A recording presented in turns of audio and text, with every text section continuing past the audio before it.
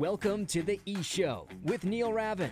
Founded in 2013, the EHL has become the college placement leader on the East Coast.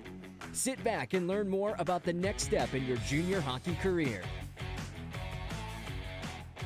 Welcome to the E-Show, presented by the Polybox Foundation. The Foundation's mission centers around their daily motto, "We take care of our own," as they help out all of those within the hockey community who've experienced a catastrophic event. Learn more at polyboxfoundation.org. What's up? My name is Neil Ravin, and this is episode number 118 of the E-Show. On this week's episode, we feature Kory Falite and the East Coast Wizards. The podcast begins with a conversation with Falite as we take a look back on the 9th season of Wizards hockey in the EHL. Falite reflects on a marathon playoff series with the Walpole Express, the group of non-age-out Wizards that have made their NCAA commitments, and more. Further along, the E-Crew jumps back on the podcast to continue with our Top 10 segment as we select the top 10 players in the history of the East Coast Wizards. I'm joined now by Kory Falite, the head coach and GM of the East Coast Wizards. How's it going, Kory? Good, Neil. How you doing?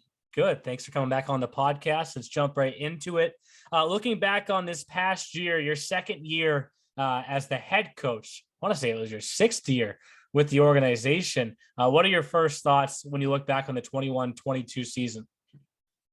We loved our team. It was an easy team to coach every day. There was not one kid in the locker room that I didn't want to see or not want to coach. And that's a big step for us as a coaching staff to have that good base in the locker room. And we struggled to score goals this year. We were winning games 2-1 or losing games 2-1. We had a lot, not to make excuses. We had a lot of top 6 guys out forward wise, which hurt us. But I thought we played hard and we got better throughout the year. We had a phenomenal series versus the Express, who wound up losing the finals. We lose to game 3. We have them 2-2 going into the third.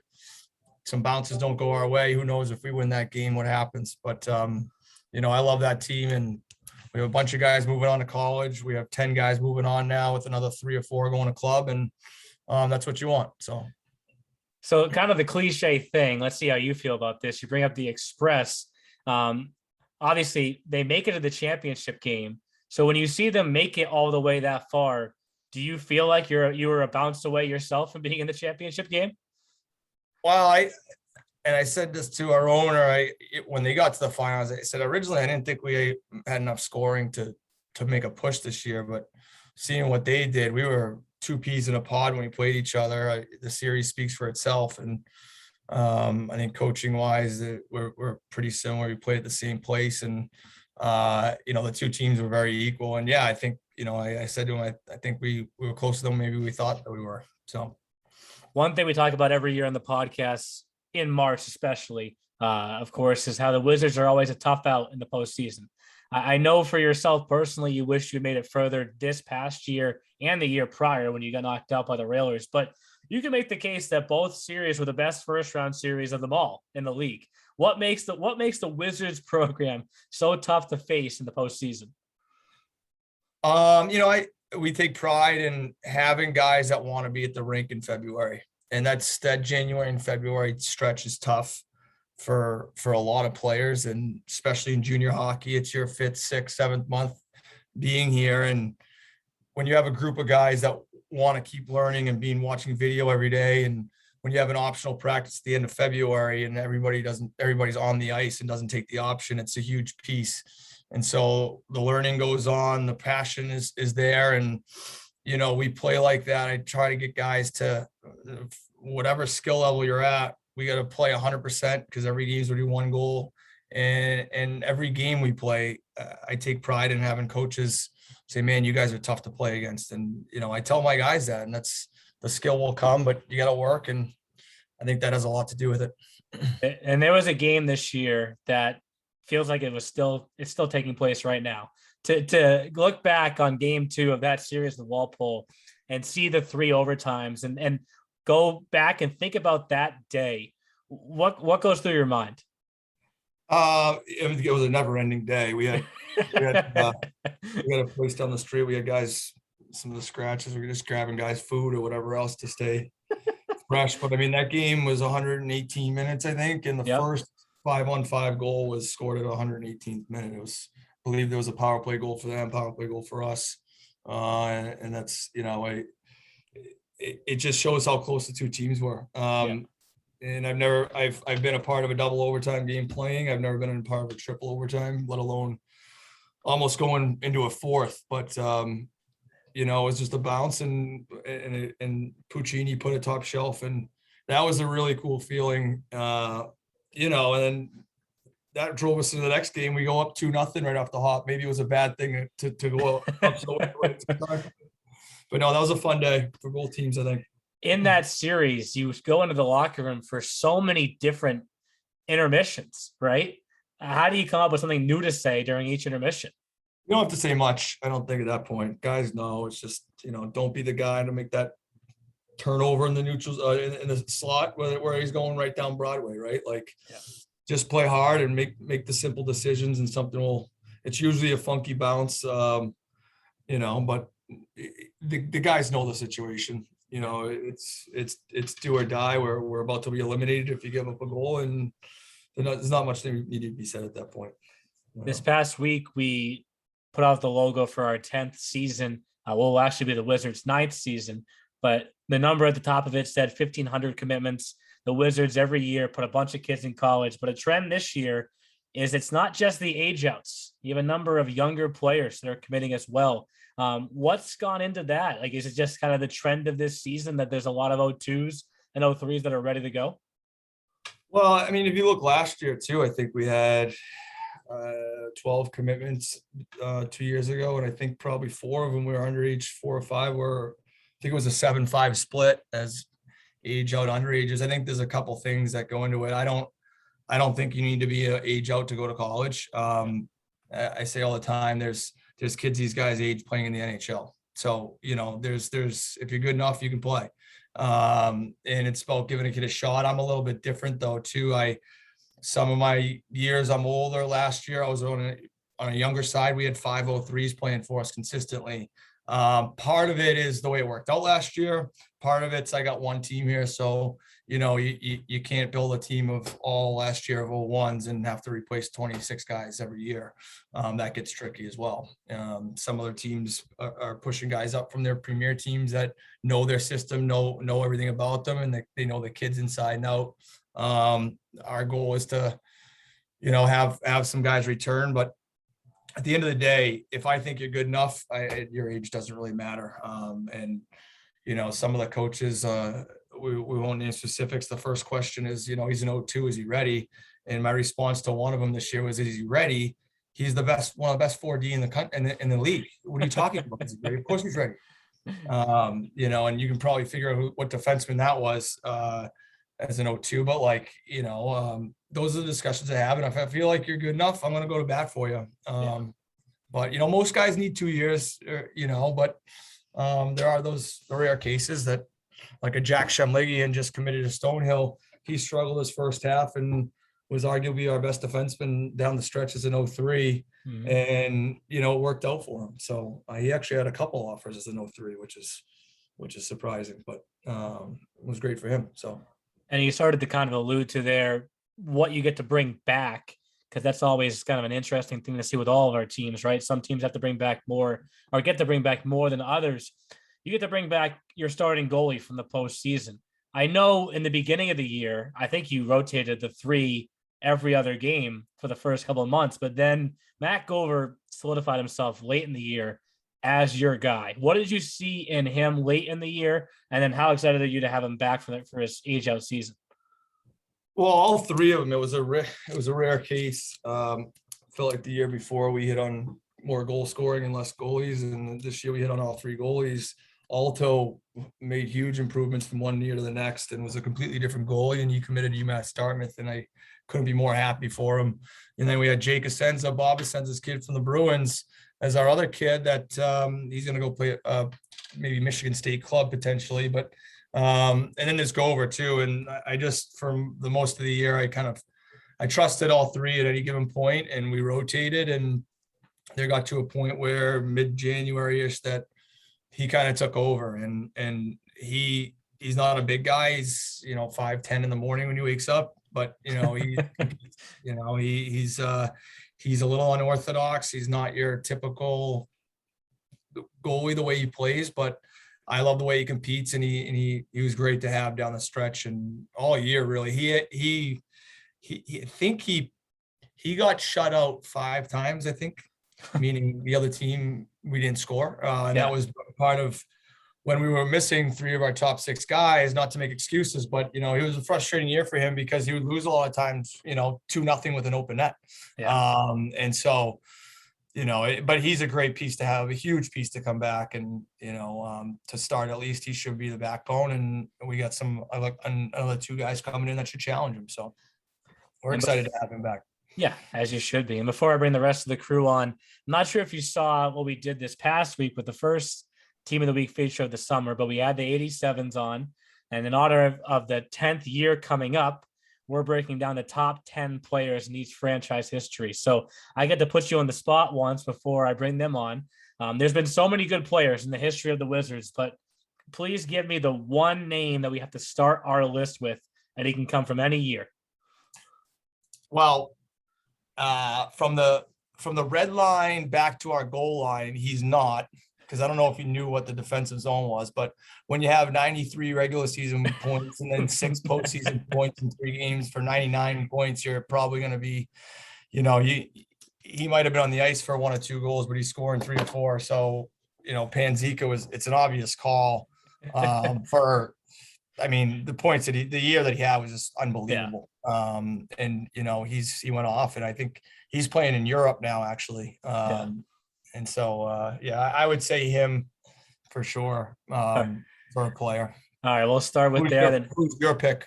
Well, I was going to either go with him or Dylan Chouette. Obviously, they'll probably both be on the list, but had to put you on the spot to start the list off for us. So sounds good. I would say for me, Lutz would be my goalie, but just the longevity he was here the longest, and those would be my 2 off the top of my head. Well, we'll have fun putting together that list and telling some probably some good Freddie Meyer stories as well. So thanks for coming. Thanks for coming on the podcast. No problem, Neil. Talk to you soon.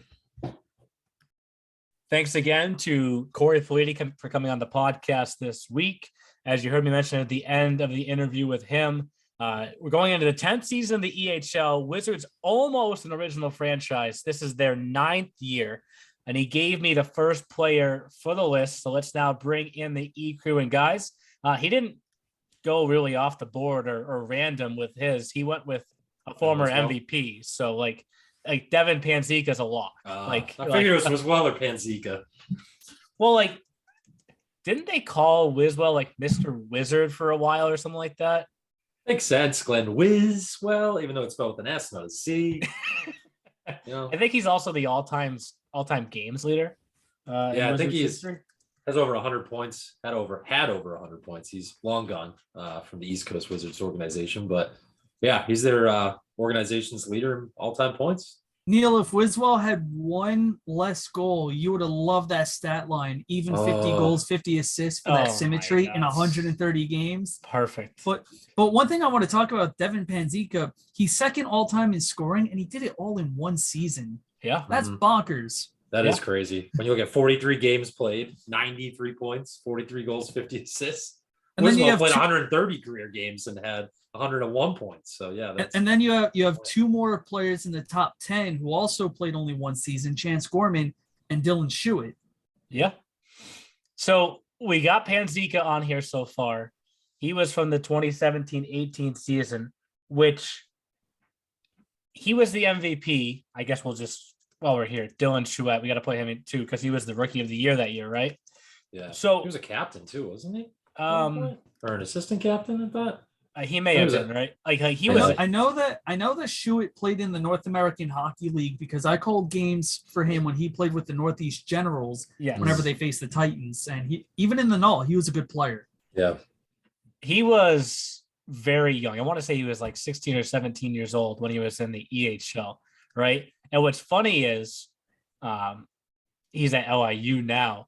So that year, the 2017-18 season, when you have the MVP and you have the rookie of the year. Look at yes, you're right. 3 seasons in the NA. Captain Jeff was when he was in the NA. That's that C right there. I saw him when he was on LIU this year at Northeastern. That's what it was too. I remember seeing Chouette, and I was like, Dylan Chouette. Wow. Hello, sir. You know what I just thought of, Jeff? Yeah. Oh my God. Lauren and Anthony have not heard the LIU story. Oh gosh. God. So LIU are the Sharks. Go Dolphins. But for a while, Jeff thought they were the Dolphins. Their shark is a little, and I saw, oh, dude, you should have seen me too when I was announcing their starting lineups this year. And now for the visiting team, first for the visiting Dolphins. I mean, I got the I logo. said sharks, no. not dolphins. It's a shark, guys. That doesn't look like. Does that look like a shark to you guys? Don't say Yes, like it a does. dolphin. It does. But Jeff, That was it's okay. When I was the public address announcer for the Riveters, I mashed together Rebecca Russo and Courtney Burke, and I turned it into Rebecca Burke, and that became an inside joke for the rest of the season. They were the players that actually get tickets under that name if they wanted extra tickets for the players if they had already run out of slots. So I can sympathize with, or I can empathize with you there, Jeff. So it was actually thankfully I never messed it up on the PA microphone. It was just on the podcast, and I said go Long Island Dolphins, and then I think it was Neil that gave me it was like the Dolphins, aren't they the Sharks? And I was like, that's right. So Dylan Chouette is a shark now, not a dolphin. So those two players, you have the MVP of the league in the EHL and the rookie of the year in the EHL in 2017-18. You get knocked out in the playoffs by the eventual champion Avalanche that year. That was the Avs' first year in the EHL, right? And then the following season, your head coach at the time was Freddie Meyer. I know Kory's now been the head coach 2 years. Freddie said to me when the season started, this year's team is better than last year's team. And I said, you're crazy, dude. Like you had the two of the best players in the league last year. And then little did I know, the 2018-19 team goes to the Frozen Finals, right? Yep. With their only second Frozen half comeback. Only Frozen Finals appearance. So I was clearly wrong. They matched that previous team's point totals too. 61 points in 17, 61 points in 18. Yeah. I mean, there's definitely a few players on here that we should take from that 18-19 team. But just to kind of close off that point, Panzika and Chouette weren't on that team. Like that's what made it so crazy is like they had both of those guys the year before. They weren't on that team though. Right. So we got two so far in Panzika and Chouette. We already mentioned his name. I think we'd be remiss to not put Glenn Wiswell on here, even if he had more seasons than everybody else. I mean, he is Mr. Wizard in a way.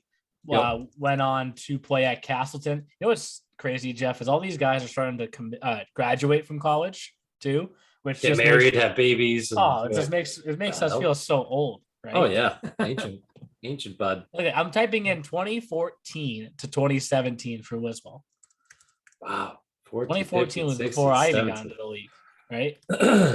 So that was. I think that was my first year. I was there 1 year before you. Yeah, I made a mistake, guys.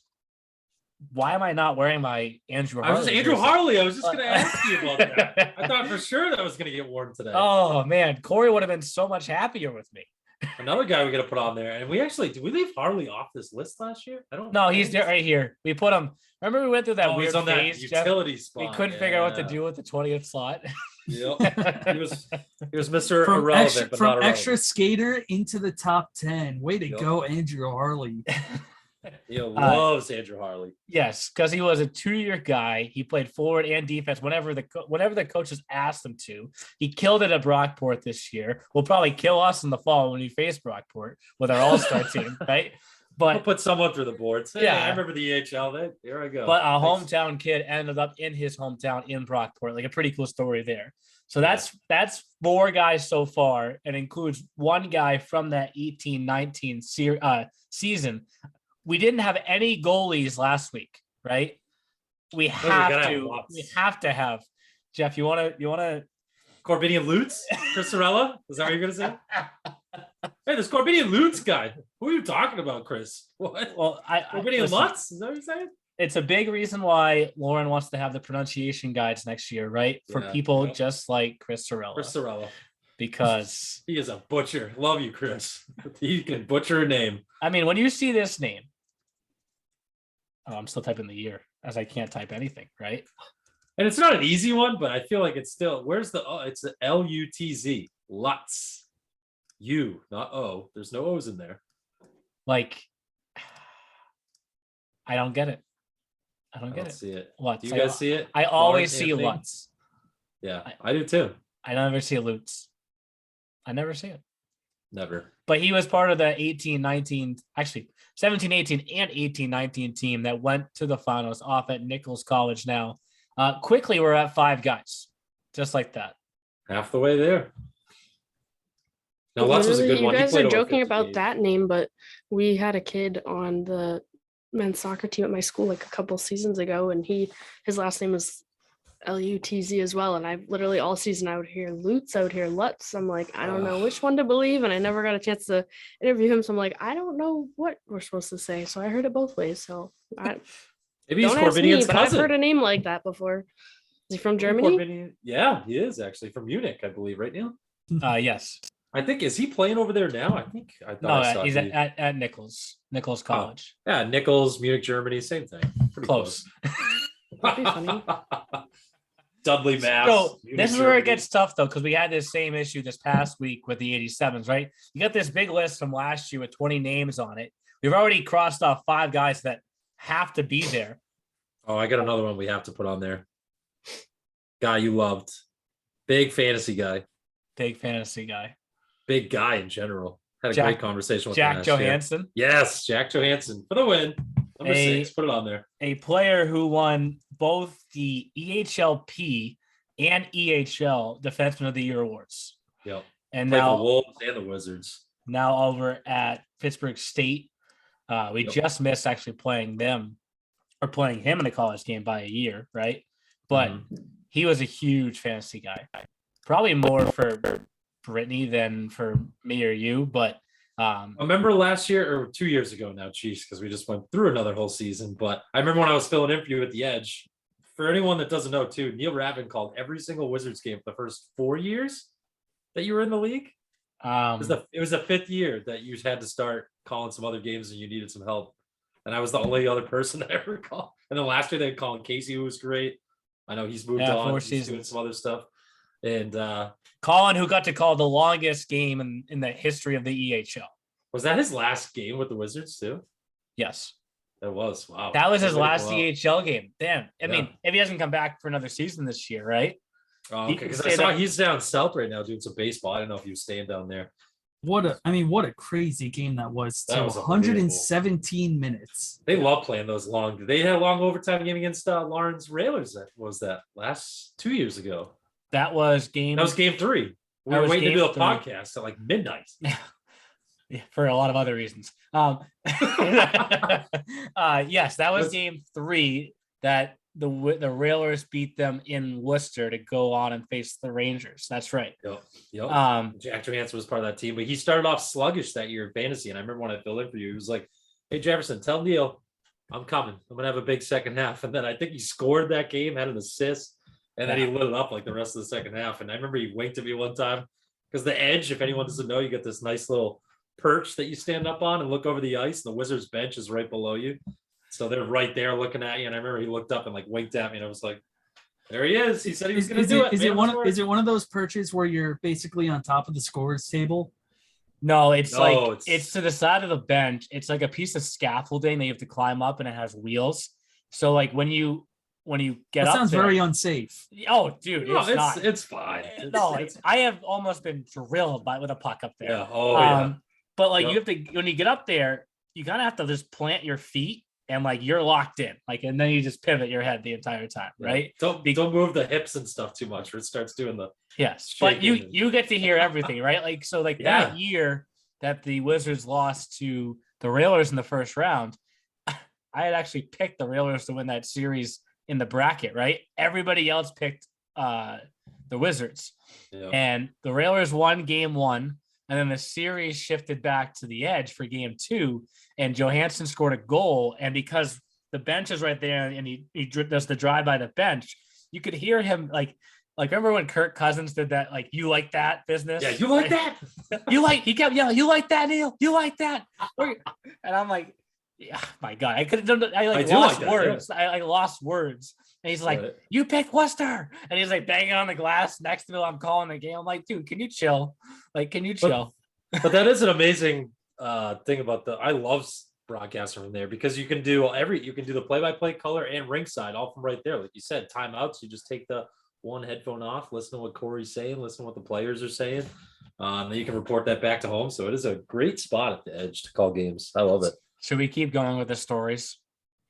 Yeah, I mean, that's what it's absolutely. about, right? It's about these as long as we're talking about the Wizards. No coach chirped harder than Freddie.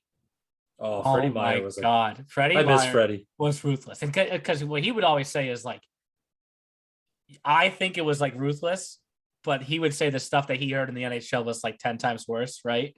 Yeah.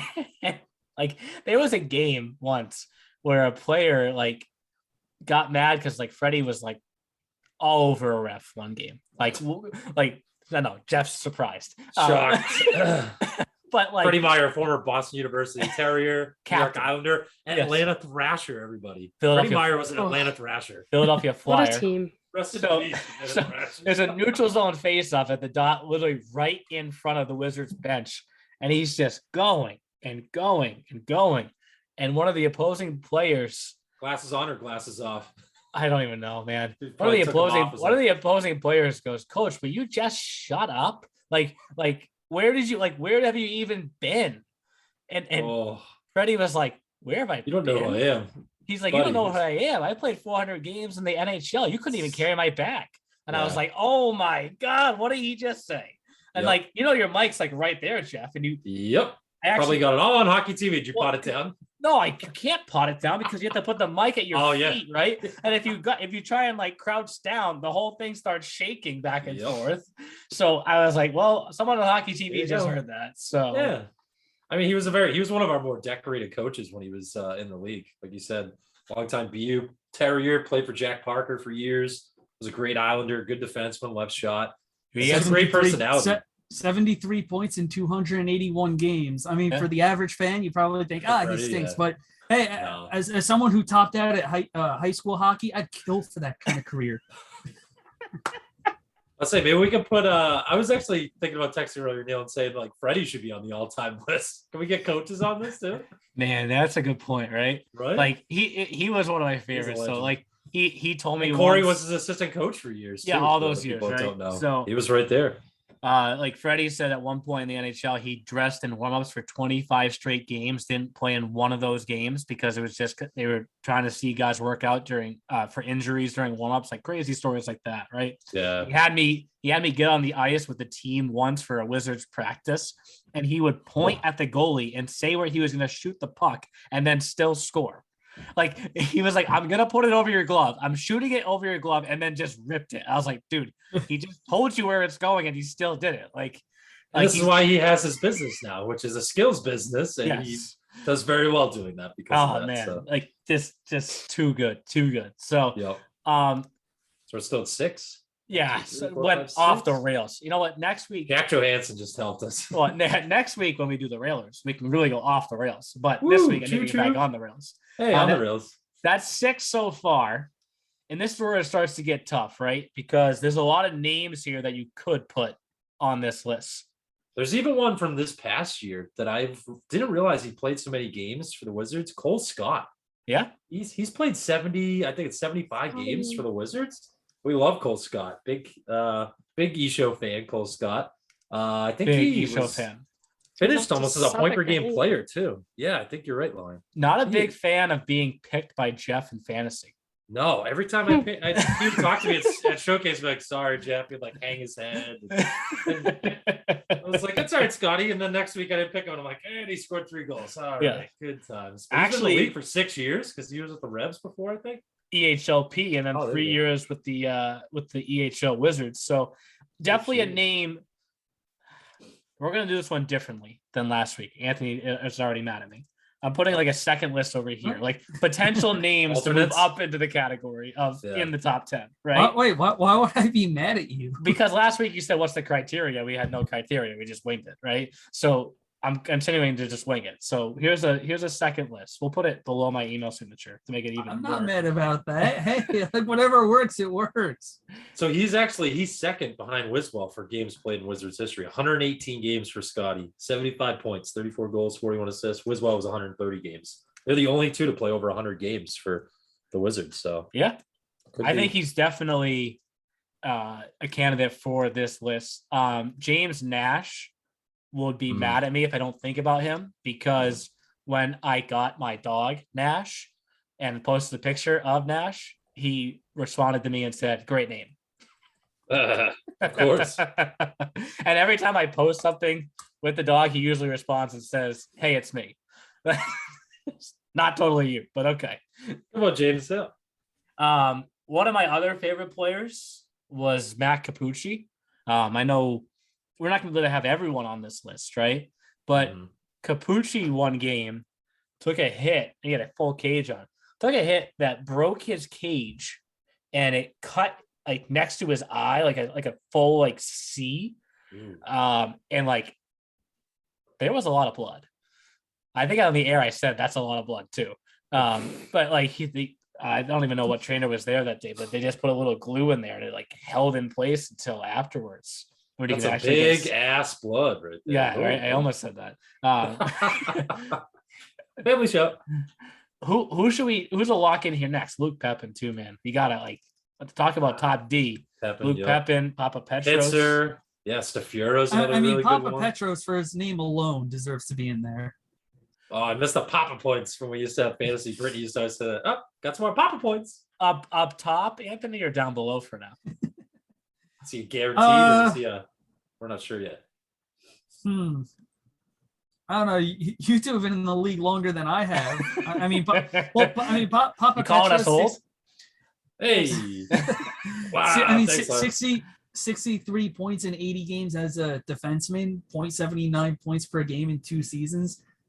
I think that's pretty impressive. He was Would a you big Pims consider guy, him to too. be one of the? 146 Pims. Oh yeah. I want to do an all Pims EHL team. Just get the goon squad out. So literally everybody you picked for fantasy. Yeah. This No, season? everyone that Anthony picked. Anthony was the all suspension fantasy team. I'm gonna call my team the Jefferson Was Trashers it Anthony next or year. was it Jeff? Because think it was Jeff had a lot of people. The first 2 weeks in fantasy, because I think Ryan Bro was the first one I picked, or might have been the second one, and then Dominic Metro might have also gotten suspended. Yeah, it was a tough. Sawyer Worsing got suspended week 1 after being the EHLP We forward of the year love- from last year. I was we like, love oh, him. Worsing, yeah. And then all of a sudden it was like, Susspeed week 1. I was like, okay, that was awesome, sweet. But Lumberjacks. Oh, we had 7 already. Yeah. So if I put Cole Scott and Zach Papapetros in to follow the criteria that we did last week, Anthony, and just put them in and then figure out if we want to change them later, that puts us at 8. And we haven't put in Luke Pepin yet. We haven't put in Brendan Darby yet, Trent Pitzer yet. Like, there are some great names here. Like, I don't know if he makes this list, but Mike Birmingham was one of my favorite players because he was just like, he wasn't the most athletic, and he'll admit it too, right? But he got plays done, right? And like, speaking of chirps, like Freddie one time said to Birmingham to stop eating chicken nuggets, and he's like, "Coach, I can't. They're too good." Like, hey, it's more of a popular thing these days than a few years ago. If we had the air fryer back then you could have probably just air fried some nuggies, a little less fat. We had. Oh man, I feel like that alone should get him in, man. Yeah, this is close. We had air fryer. Wow, say that 10 times fast. Air fryer cauliflower tots the other night. Damn. I was pretty fired up about that. About that. Just bought a new oven with an air frying option, and I'm real pumped about it. It's coming in the mail. So to go off rails again, Anthony, how much crap did you get for last week's list? Because we're about to get more crap this week. Oh, he said none. Right when you were on that call. Surprisingly none. Yeah. It was only the comments on Instagram then. From both the comments on Instagram from both George Wiener and Wentworth Hockey. I didn't see those. Yes, not pleased. Can't win them all. Can't win them all now. So back on track. We got 8. We have Panzika, Chouette, Wiswell, Harley, Lutz, Johansson, Scott Papapetros, Luke Pepin, Brendan Darby, Chance Gorman. Like Chance Gorman. Anybody Gorman else was a from this beast. season? Yeah. I don't know if Or anybody does else. Cole is from Scott this take the season. cake? Yeah. I feel like Scott takes the cake, Lauren, because he played so many games. A lot of those guys. I mean, there are some good guys this year. Cam Collins is good.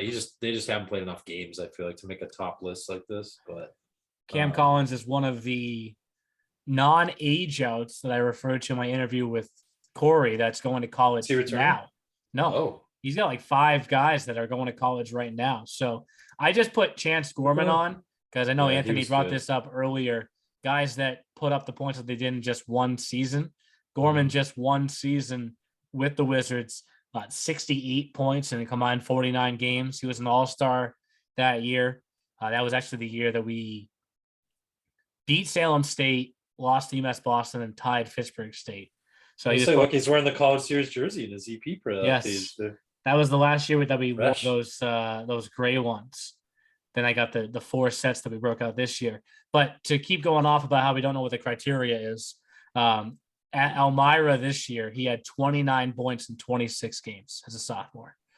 And like we said, last week, if they did a little bit college, we can consider that. So After 12 and 15 as a freshman. So what Nice. he did in the EHL has clearly translated over to college.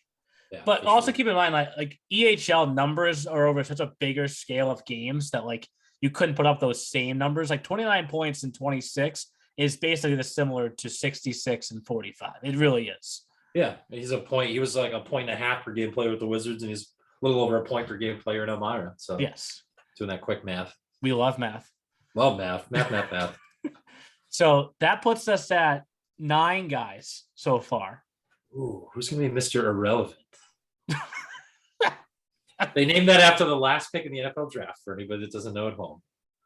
So it's not a pun against anybody being. There are some great names on this list who I know can't be a part of this, right? Like, so if you go through so far, if you look at the all-time team that we put together last year, we have Chouette, we have Wiswell, CJ Grinnell, we could think about, Panzika, Stafura, we could think about. Elrod had a great career, Carter Elrod, but not enough to be in the top 10. We just put Chance Gorman. I mean, Trent Pitzer, yeah. best mustache of all time in the league. Top 10 too, and was I was his supposed to points say- history. Can't be given too much credit for mustaches without talking about Gustin. Yeah, we'll talk about him when we do Well- ladies for sure. Player mustache. There you go. Gotta specify. Yes. Player stash. Because Coach Stash is Seth Gustin, and I think the conversation's over. I'm trying to pull up Trent's Instagram and see if he had. Well, there we go. I mean, come on, that is so good. Wow, it's got like the Raleigh fingers like roll to it too. So for now, I'm gonna start by putting Trent Pitzer right here, right, and then we're gonna go back to the all-time team and just see if there's a name that we feel like we should have put on this list and didn't yet, right? So that's like a CJ Grinnell or an Andrew Stafura, Brendan Lloyd. He was a player that came over to the Wizards from the New Hampshire Monarchs and just lit it up for like a month and a half straight after the roster freeze. Brendan Darby played on the same line as Chance Gorman and Andrew Harley. That line was lethal that 18-19 year. James Nash, I mentioned before. Unfortunately, I don't know if being named after my dog, not other way around. Ryan Webb, another one too, Neil. Ryan Webb. Could we have 2 Suffolk players in Cole Scott and Ryan Webb, right? Ooh, go Rams. Matt- As Bob Sosa says, the Rams. The Rams. Matt Rams. Capucci, Luke Pepin's on this list. Like, is there someone on this list that shouldn't be on this list? No, I think these guys are all deserved. I feel like Pitzer is a fitting. I mean, the mustache alone, but the points per game totals, as we've been talking about, he finished. Where is he right now? He is 3rd all time in Wizzy's points. You know what's gonna be funny? 77. I'll probably get more crap this week than Anthony got last week. I don't even work for the Wizards. right? Not anymore, but I called games for a while, right? But I'll probably get more crap than Anthony did. from who? Corey, Freddie, Oh, the and past players. players. Ooh, Yeah. All those past players they still follow you and still talk to you. And Well, actually, you mentioned mustaches. Ryan Webb had a good one this season. He had it a few times. This is true. I forgot about that. I interviewed him and I was like, wow, that's quite the facial hair. Remember when Anthony asked last week if we should do honorable mention? I love honorable mention because it just helps you get a few more names on, but you don't want to money Receiving down the votes. product. Yeah, I can't. Yeah, receiving votes like the power rankings. If we'd have to start over, we'd have to do the 87s again, right? I can't concede on that. Can't go backwards. Oh, and everyone this offseason moving. Please, and everyone thinks I change the rules on things constantly, right? So I'm sticking to it. Because you do. I don't. Oh, and I respect you for that, Neil. How does someone get? Did I get fourth or third place? No, I think Anthony. I agree that we combined to get third place. Whatever. Like we were. I was for last. Yes, we combined for last place. How did I change the rules? If I changed the rules, I would have added myself 50 points randomly. You weren't in that higher. You changed the rules. Here, You just. okay. I was supposed to. You didn't. You changed the rules. You just didn't use them correctly for yourself. Wow. Ouch. Oh, there's always next year, Neil. I love this soft little whisper, ouch, from Jeff. So there are a few names that are going to get left off this list for sure. But It's gonna happen every week. Just have to roll with it. you know what's funny is like there's names that weren't even on this all-time list that will probably reach out to me about not being on the top 10 list, right? Yeah. Like you weren't on last year's list, you're probably mad at me then, and now you're gonna be mad again here. Like Blaine Green, do you remember him, Jeff? Blaine Green. What year was he? He was a defenseman. I'm blanking on what year, but he he would always comment on how he would read every single one of my game day stories, or like he would like listen back to every minute of every broadcast, right? Playing club at U Tampa now, right? One kid that just ate up everything that we did for the EHL, spent 2 seasons with the Wizards. Should I keep going with the stories? Yeah, There's a great Blaine Green story. So I'm fine with it. it also involves Freddie. This is basically the Freddie Meyer episode. So the Wizards in 2016-17 were down facing the Junior Flyers in the playoffs. Junior Flyers no longer in the EHL, no longer playing junior hockey. Extinct Junior Flyers, still have the Little Flyers. The Utes, though, still real good yes. Utes programs. Yes. So that year, one of the youth programs for the Junior Flyers had a player named Carson Briere on their team. Father, Danny Briere. Danny Briere. Yep. Danny's in the rink the same day the Wizards are down there. I'm down there I think I was doing color commentary with Joe Sindoni, who was calling the games for the Junior Flyers. Joe, who's calling the games for the PA Huntsman this year. Join the hunt. Possibly Philadelphia Hockey Club. We'll see. To be determined. Yes. So, but we're getting ready to call one of the games, and I think Blaine Green was like scratched that day, or he was out injured, and we're all sitting in one of those little cafe sections that they have at Iceland. Massive rink, unreal rink though. And Danny Briere walks by, and him and Freddie like, "Hey Freddie, how's it going? Hey Danny, how's it going?" And it's like Blaine's like, "You know Danny Briere?" And of course, Freddie, dude, I play with him. And Freddie's like, "Yeah, in the NHL, dude. Like I played in the NHL with him." And Blaine starts eating it up, right? He's like, "You played in the same locker room as Danny Briere? Like that guy was sick." And Freddie's like, "Yeah, he gave me $1 million too." And Blaine's like, "He gave you $1 million? Like for what?" Like he's like, "Well, when Danny got there, I was wearing 48." Yeah. And Blaine's like, "What? No, you weren't." He's like, "Yeah, I was wearing 48." And they kept saying, "That's like, Danny's number. You can't wear that." Yeah, that's the $1 million, Blaine. And they kept saying, like, this young kid's coming in, like, you got to give it to Danny Briere. And this is Freddie telling the story to Blaine, right? And Freddie's like, "So yeah, I went up to him when he got there, introduced myself, and said, 'Here's number 48. Can I have $1 million?' And Danny just wrote him a check on the spot." And Blaine now Blaine is like fully into this story, right? I was like, "Freddie, you're a millionaire?" He's like, yes. "Oh my god." Dude, Blaine is like, "No way. Like he bought the number off you. Like, I can't believe this." And Freddie's like, it happens all the time. And Freddie's like, "Go ask him." So Blaine just goes and asks Danny Briere right there in the lobby at Iceland. And Danny Briere loses it laughing and it like looks over at Freddie. Freddie, come on, man. And Freddie looks back at Blaine. Dude, he didn't pay me anything. I just gave him the number. And it was and the kid was like so like embarrassed that like he went up and like fell for the whole thing.